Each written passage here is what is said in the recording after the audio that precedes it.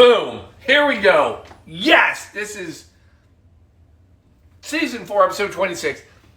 I will tell you right now, the most humbling episode I hope to ever have to do. Because tonight we're gonna do the hell of tribute right now. So it's a saddened heart that we share with all of our friends and loved ones. That Shelby's mom, Holly, passed away this past week, and I know no better way than to start off the celebration of her life. Yes, start off the celebration, because this isn't a one-day thing. It's not a 15-minute thing or 20-minute thing. We're going to celebrate her life for a long time. But tonight, we start it all off. And we're going to do it right here. Blue Monkey Quarantina. Oh, you better believe it. She was a fan. Oh, I'll tell you all about it. Yeah, right now. Folks, come on in. It's the Blue Monkey Quarantina. The only monkey business is... No, wait, business. God, for goodness sakes, just come on. It's business, it's monkey business. It's a celebration. Let's go do this. By the way, little history right here. That bar, New York, Brooklyn, guess what? That's where Holly was born. Here we go.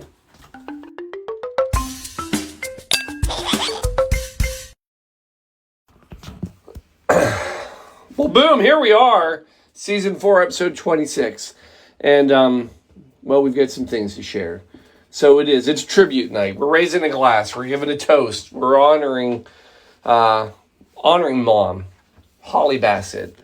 I'm going to give you a few things about Holly. Again, this is far from enough time and information to share, but I can share a little.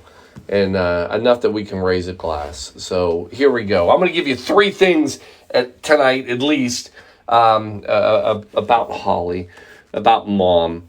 And one, I got to tie travel into it. I knew that. So I had to pick. So here's my my tribute mission. I had to figure out the perfect cocktail. So 1, I knew travel. 2, I knew what her cocktail had been. So I give you a few things about Holly. First of all, the travel. 1, if we're going to go anywhere to travel, we're going to go to London. Am I right, Shelby? Yep. Yep, loved London. So much so, and this probably isn't the reason, I wear this shirt because Shelby's been blessed to have, I'm jealous of the moments that she's had with her mom. First concert Shelby ever went to, Rolling Stones. Taken by her mother, who said you will see no other band or go to any poor, horrible concert until you start with a good one. Meanwhile, I'm off watching Def Leppard in the 80s as my first concert. So there's our first tie. But she was a huge fan, and if she could probably pick any place to go visit, it would probably be London. Correct? Yep, that was the first place she took me across the country. So we start there. So I say we go back to 1908, St. James. So St. James, we're St. James. It's London. It's right there. We go to Duke's Hotel. Duke's Hotel is 5 minutes from Buckingham Palace. So would that be a cool thing? Absolutely. Because I can tell you this about Holly. She was a Anglophilia. No, Anglophile.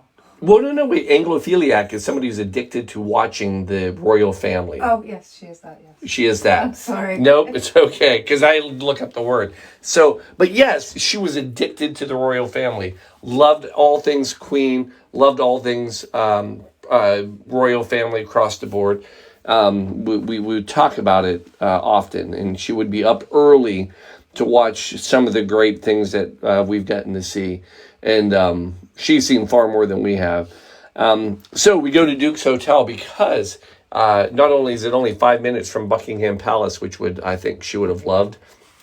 Also rumored that the Queen, as well as Princess Diana, used to sneak over to Duke's Hotel, the bar there, and that's where our focus is, to get a cocktail. So that's our spot. That's our place. But there's one more spot. Or one more historical thing that's fun to know about it, and that is not only do they have lots of famous people that would go through Duke's Hotel at the bar specifically, another one of those people is a British author by the name of Ian Fleming. Who's Ian Fleming? You all know who Ian Fleming is. He's the Bond author. Yeah, he's the one who wrote all the Bond books, original author.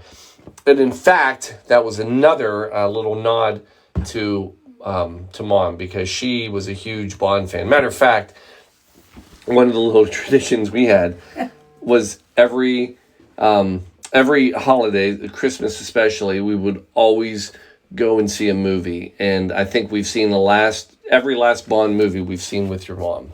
Agreed? Yes. So, big Bond fan. So Ian Fleming used to go to Duke's and drank there. And it is said that he was inspired by that bar to not only create Bond, that the whole charismatic, that whole ambiance, but also specifically got the catchphrase, shaken, not stirred, at Duke's bar. So that takes us to the cocktail part of this. Part number 2 about Holly. If she had a drink, now she hasn't drank in a while. Meds did not allow her to do that. But we shared our cocktail adventures with her, and she was a fan of the show, sadly. I don't know why she enjoyed it, but she did. And her drink would have been a martini. That was her go-to drink back in the day. So I bring to you Duke's Martini, which is said by many to be the definitive martini that was ever created. Now, I'll tell you now, because I've mentioned Ian Fleming, and a lot of people are thinking, oh, it's going to be the Vesper. Two things. I'm not going to lower the standards of this cocktail show. I will never repeat a cocktail. We've already done the Vesper, and the Vesper is not the definitive cocktail. That was Ian Fleming's. That's a vodka gin mix. That was later in life. That's not it. No, the definitive cocktail, definitive martini, is actually a very simple, straight-up martini that is made to this day at Duke's. And we're going to make it right now. And this one's for you, Holly. So here's how we go. First of all, there's 2 parts of this. One, your martini glasses, chilled. Just pull these out of the freezer. They're ice cold. Then you're coming in with 3 dashes of dry vermouth. Dashes, yeah. I have a bottle up for purely aesthetics. But all it is 3 dashes. So 1, 2, 3, 1, 2, 3. Now, what is said to happen at Duke's is they will then swirl it around, and then when they're done, they'll actually flip the rest out onto the floor. I'm not doing that. It's too messy. Plus, there's barely any in here. Next part. She liked it. Vodka. Not just any vodka. Ice cold vodka. Yes, they actually chill all of their vodka in a freezer so it is as cold as possible. And then they turn around and come in with, and this is a heavy pour, I'm going to tell you right now, and I'm going to actually measure it to make sure I hit it right. And you're coming in with not 1 ounce, not 2, not 3, 4 ounces of a great vodka. So I can find no better vodka than the Coors Platinum. I'll tell you another thing about her. Mom was bougie, and she liked the finer things. So this is a great vodka. So we're going to come in with 4 ounces. So that's 1, 2, ice cold. And then, 1, 2 more. And then we're coming in with 2 more over here. And then, I always say 1 for Shelby, but this one's for Holly. And there you go. And folks, I'd like to tell you that's the end of it, but it's not. We have to garnish it. The garnish of choice here is olives. Big green olives, which would have been Holly's choice as well. Matter of fact, every year when we have our Thanksgiving, we always have to have a little plate of olives. Olives and celery, but yes, olives. So olives and celery. And so we're going to go with some nice, fresh, big olives. 2 to be exact. So if you're keeping track of the recipe, it's 4 parts or 4 ounces of vodka, 3 dashes of dry vermouth, and 2 olives. If we have to come up with a 1, I guess we'll go with 1 little sprinkle of emergency. Emergency! You know, I was going to leave you out tonight, but I'll do you. And we'll just say, you know what? It could be made in England. They sell it in England too. So there you go. So we'll do a little bit of that. Is it the Queen Mom picture in the corner? Oh yeah, I meant to tell you to put that up. So I forgot. I actually had a few things in. So tribute, that is London Tower celebration, and I thought that'd be beautiful for your mom. Absolutely. All the candles lit. That's for mom. I have one other thing before we raise this. The cheers is mom's favorite. So before we do it, go ahead and hit it. I know you just saw it. Just found it. Play it.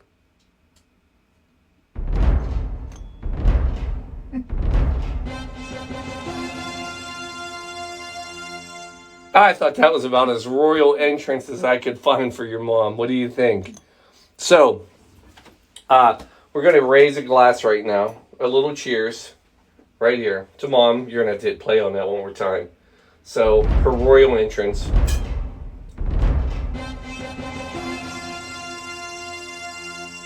Ching. Chink. Love you. Love you, Love Mom. you, Mom. Oh, yes. That's a Holly Martini right there. I'll tell you this. If you go to Duke's, you're only going to get 2 of them because they cut you off after 2. It's 4 ounces of vodka.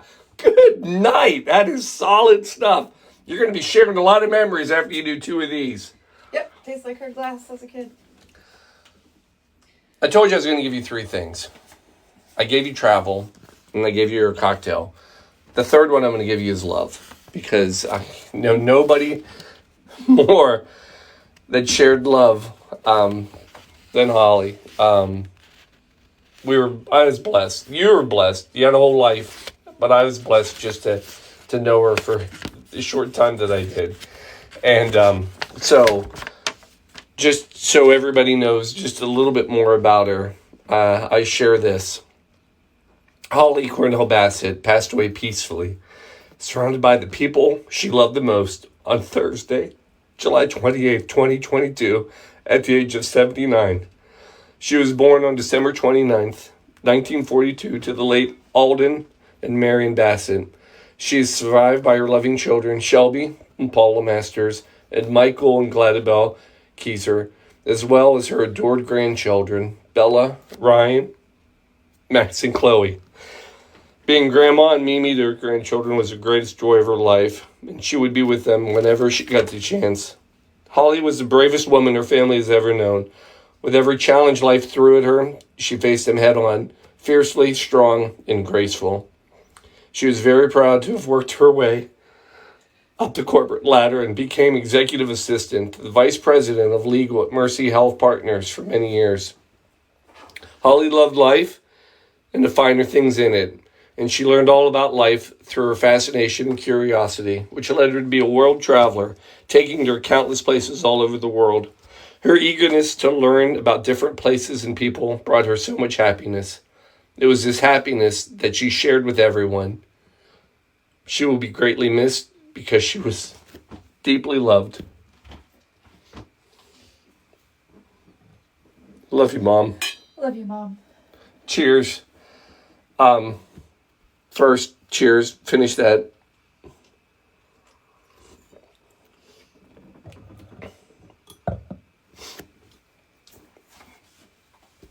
Love you, Mom.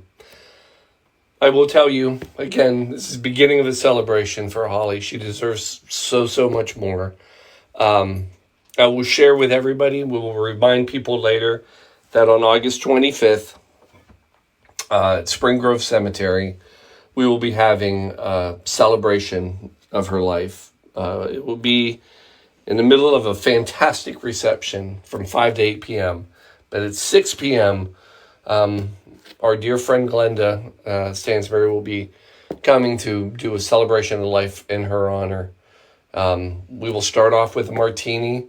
We will have a beautiful celebration, and we will finish with some more martinis. It is open to everyone. I invite everyone to join us as we raise yet more glasses and more cheer and honor a life lived. I love you, baby. I love you too. Folks, we're out.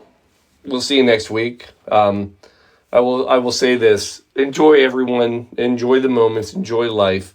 Tonight would have been the easiest night to ever skip, because this is far from anything I ever wanted to have to say or do. But it is the hard moments in life that make us truly appreciate what we have. So, again, to Holly, I love you. I love what you've given me in my life. And I don't know that I'll ever be able to repay you. But I'll keep working on it until the day I die. Love you all. Cheers. See you next week.